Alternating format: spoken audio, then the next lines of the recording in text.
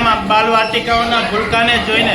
ભણતરની સાથે સર્વાંગી વિકાસ થાય એવી જહેમત સાથે આ સ્કૂલના આ સાધનો રમતગમત માટેના સાધનો જોઈને મને ઘણો આનંદ થયો કે મારી દીકરી અહીં બાલવાટિકામાં ભણે છે અને સરકારી સ્કૂલમાં આવા